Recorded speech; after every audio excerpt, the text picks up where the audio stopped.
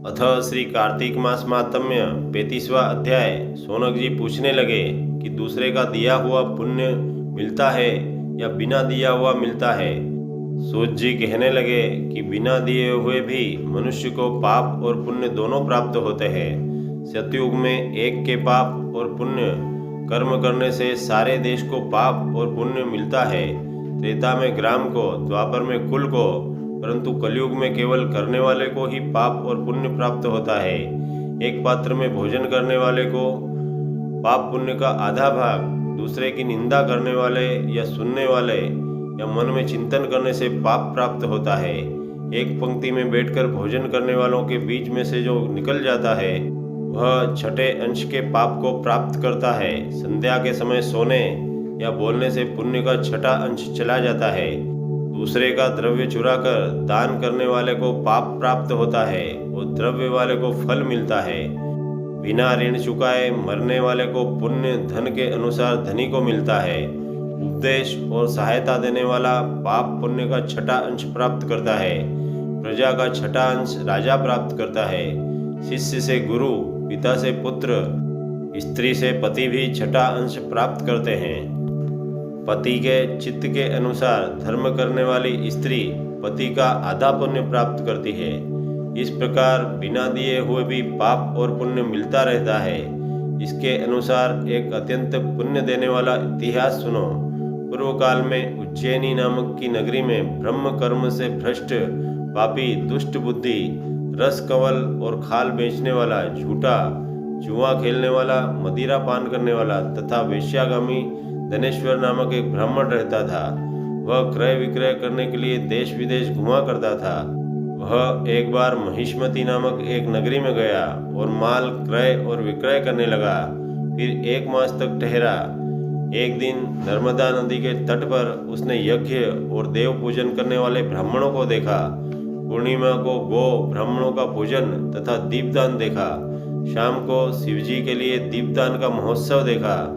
इस पूर्णिमा को दान, हवन, जय करने वाले अक्षय फल को प्राप्त होते हैं।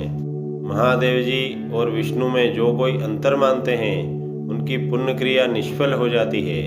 धनेश्वर यह सब उत्सव देखता रहा।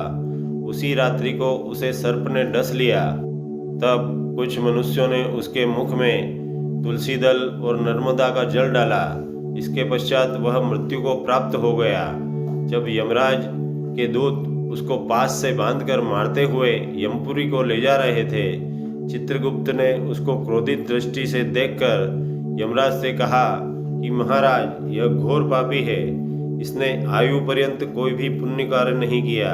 तब यमराज ने क्रोधित होकर अपने दूतों को आज्ञा दी कि इसको मुकद्दरों से मार मार कर कुंभीपाक नरक में ले जाकर खोलते हुए तेल में डालो।